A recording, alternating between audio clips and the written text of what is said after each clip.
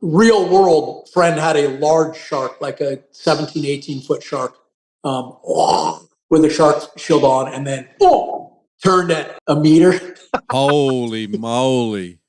Was overfishing a problem? Absolutely. 10, 15, 20, 2, 3 meter whites cruising around. They're all going to get big at some point. Don't know what's going to happen then. There was this beam of sun shining through the blue water, and this little fish comes through. And I went, oh my God, a white sea bass, and it looks big enough back.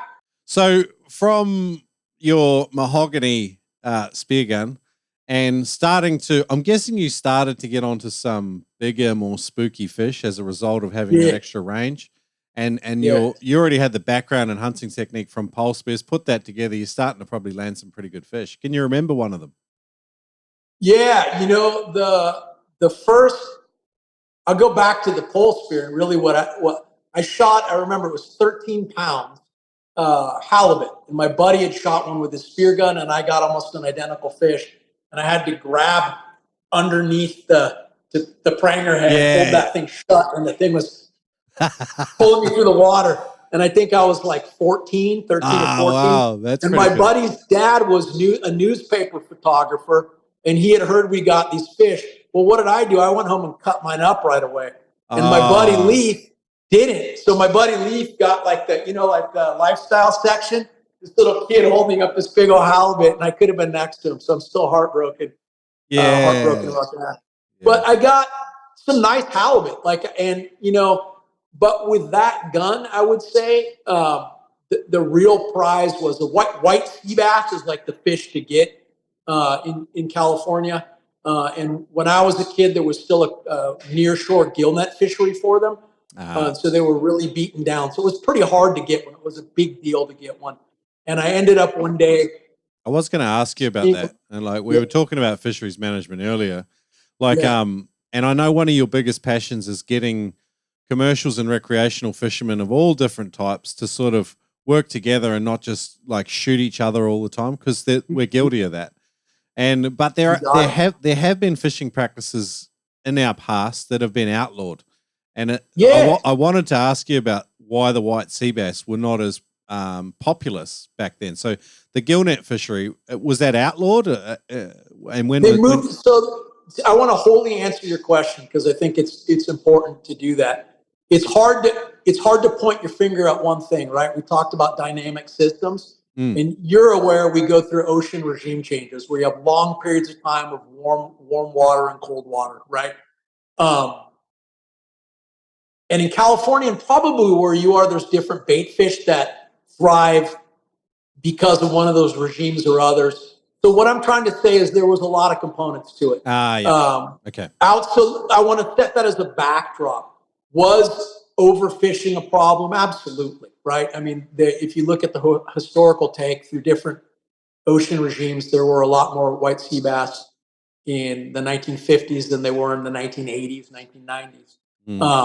So the big culprit there was gill netting, and that's where you put a set curtain of net with a particular size. So if I'm targeting a fish with a head about this big, it's going to have a pretty big net aperture, and the idea is the fish will swim through there. Smaller fish won't get in there. Large fish will go through, can't get out, go back, and their gills get stuck. Right. So just for people that aren't watching the video, I just want to describe that for people. So what Matt sort of said is the aperture of the net, like the small holes in the net. Let's just say they're 100 mil or 4 inches round in diameter.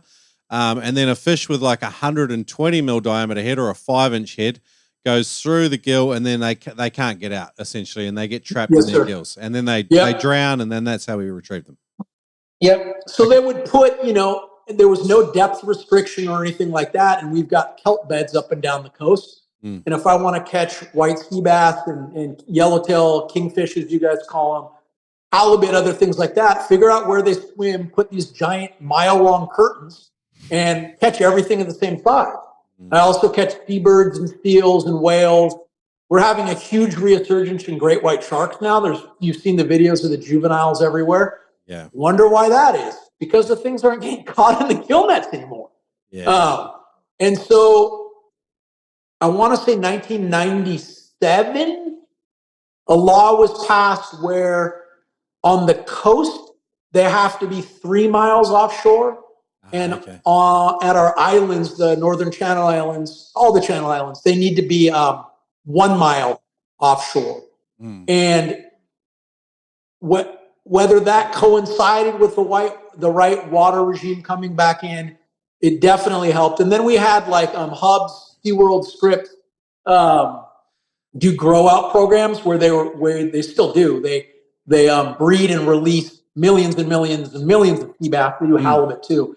All those things coincided to where, people ask me often, man, you've been spearfishing for so long, you must be so sad to have seen the ocean decline. It's actually, there's been some stuff that have declined, but white sea bass and halibut are one that, like guys now, a guy just said to me, I got a decent one. It was 63 pounds, right?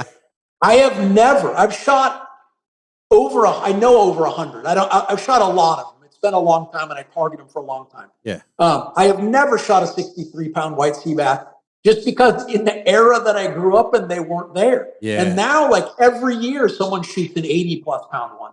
They start growing exponentially and breeding exponentially. So back to your original question, I shot one. They have to be 28 inches to be legal. I shot one, I remember too, it was like a Hallmark movie. There was this beam of sun shining through the blue water and this little fish comes through. And I went, oh my God, a white sea bass. And it looks big and fat. And I filmed it with the trusty A.B. Biller. And holy crap, man, it was a legal white sea bass. Barely legal, but legal white sea bass. And that was my ultimate fish I think I took on that gun that I can remember 40 years or 30 years later. Yeah. I'm not sure if you're aware of this, but you sort of said like the gill nets maybe were keeping the great white shark numbers down. And I just read up some facts on the great whites. They reach sexual maturity at between 26 and 33 years old. If they stopped that practice in 1990, funnily enough, we're now getting sexually mature male and female great white sharks. I wasn't venturing a guess that the babies were getting caught before, but more importantly, adult breeding size sharks were getting caught before. So you had two mechanisms going on, right? The big ones were getting caught and not able to breed. The young ones were getting caught and not able to add to the breeding population. So the timing is absolutely right. We've had a couple generations now that have been a couple good litters where you see those big piles of 10, 15, 20, 2-3 meter whites cruising around. They're all going to get big at some point. Don't know what's going to happen then. They'll get the urge to start. I was actually chatting with a guy on the opposite side of the country. His name's Spencer Fosha. And he got over to California for a dive. And we were talking a little bit about great whites. And I don't know if you've thought much about them. You live in California, so I imagine you have. Because particularly up north, or central California, you guys seem to be getting a few around. And like I remember looking at Eric's footage from a while ago, and they're at that scary age where they're switching from a fish diet to a mammal diet. Have you thought much about this stuff? And like all the time, buddy, all the time. So I've worn a shark shield since they were available in the United States. I had the opportunity. I actually looked at the business plan when they're expanding here, and well, wow, this thing really worked. And wife bought it, and I've worn it. I've had enough friends somehow I've never seen one. I've seen everything else. I've dealt with orca whales out in the open ocean. I've never seen great white sharks and tiger sharks, everything else. Before the resurgence that we're having now, they were around, and now they're all over. And you're exactly right. I don't know if you've done any rod and reel fishing, but there's a what do you call it? A hardwired response to certain stimulus. And at some point, something switches in their brain that goes, oh, I need to bite at that. And they'll bite at a seal, they'll bite at a sea turtle, they'll bite at a sea otter, they'll bite at a surfboard, they'll bite at because it looks like something that's in their brain looks like food. And they're going to taste it and go, that's not good. Well, that taster bite takes your leg off, And I'm not no hyperbole. There's areas here where there'll be 10, 15 getting close to the switchover tide, sharks swimming around, you know? Yeah.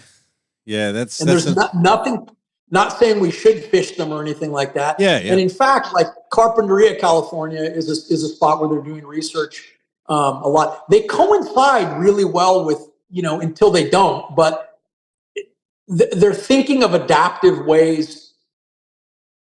Like, do you get a drone that surveys the area and says, okay, people get out of the water?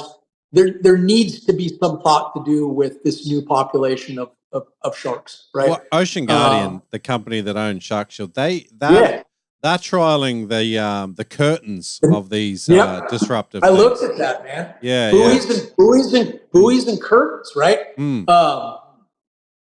Yeah, it's crazy. They run these lifeguard. There's a couple here in Capitola, right by Santa Cruz, and then down in the Carpinteria area. They have junior lifeguard championships and classes and stuff like that. And there's the brooding populations of great white sharks right there. And I'm like, holy man, get the buoys up. The thing with great whites is, when they're reaching that age of maturity where they switch food sources from fish to mammals, the only thing that really stops them is the imposition of a perceived threat.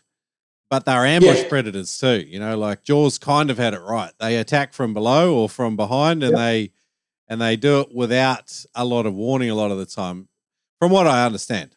But the body language they engage in too, like, I don't know if you've read much into that. Like they swim beside each other, and then the more dominant one continues to swim in the same line, and then the less dominant one will swim off, and that's a sign of like acknowledging hierarchy.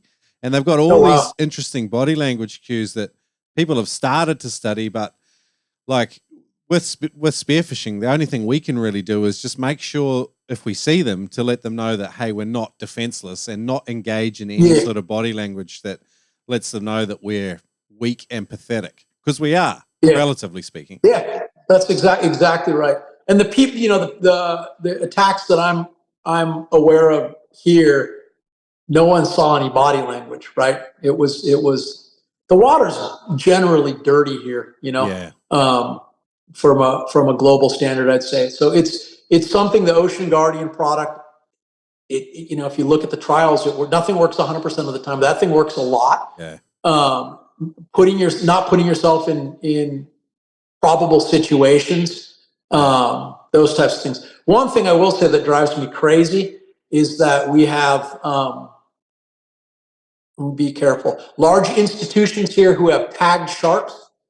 Yep. That know the sharks, and some of those sharks are, I wouldn't say, what would you say? Not proven, but are suspected to have been involved in attacks, and they know when those sharks are near where a bunch of people are. And there's a policy to not release that information to the public for fear that the public is going to harm the shark. And I wish they would favor people. This is a subject that I'm quite passionate about too, because I tell you what, I'll kill 100 sharks for a person. I know it's an overly simplistic thing to say, and I don't mean to be callous about it, but you would never have to, but you're just stating your premise. You just tell us to get out of the water. Yeah. That, like, I'm all for transparency and pro giving people information. And in academia and big business and government, they're all guilty of playing this hidey-hole gatekeeper role. And I don't think it works in today's modern age. And when you get found out, it leads to distrust. And particularly when it's people's lives at stake. If there's sharks that have been tagged and they've been trained to think that people are not a threat because they've been baited and all the rest of it, there's an obligation to tell people what's going on there. That's a good way to look at it, man. So yeah, that's the great white shark thing here. They're here. Anybody that isn't, and the other thing, I think you probably heard in the other podcast, it's morbid. It freaks people out. But you had Dennis Hospital on a long time ago. I remember, and he taught me to bring a bleed kit. I've got, in my kayak, it's hard to do when you're shore diving, but I've got, Sea Locks blood clotter stuff and tourniquets and everything else. And hope to God we never use them. And remote areas. All of us have ship to shore radios, and so there's just an aspect of preparedness. It's a risk. As I get older too, I'm not diving off the offshore pinnacles out here with no cover or anything like that with seals floating in the water. It's just people do. Yeah, there's two things I want to touch on, and we've done it on the podcast before, but just to reiterate, because we've had a big conversation, combat action tourniquets can go on your weight belt. They are the best thing that you can carry on your person in the event that someone does get bitten. Will prevent or slow down arterial bleeding. Learn how to use one. And then the other thing you touched on was Shark Shield. I've got a affiliate arrangement with them now. You can get a discount if you go to noobspearo.com/OG, whether you're in the US or Australia, and you can get a 10% discount on that. I've recently just fixed all that up because I had, as usual, Shrek's big sausage fingers had buggered up the tech side of it, but I've just fixed it up. So I'll tell you too, just as the fact that you've got a partnership is phenomenal. Like real world friend had a large shark, like a 17, 18 foot shark, with a shark shield on, and then it turned at a meter. Holy moly! Yeah, holy. He said it went. That's good. I'm imitating my buddy, but that's a code brown. Yeah. How stoked would you be I that you had invested in it? Still go dive the spot though too. They still, it's a good white Seabass spot. It's that there's that old true thing too. Like where there's sharks, there's fish, and like we want fish. Right. So and most Spearos there's sharks everywhere though, right? Yeah. Like particularly with white sharks, and they're here the way they feed here because they're looking for seals. They're all over. So you just have to be aware of it. You take precautions, and it's so rare anything's going to happen. So we need to minimize that and make it even more rare by using things like the Ocean Guardian product and then being prepared.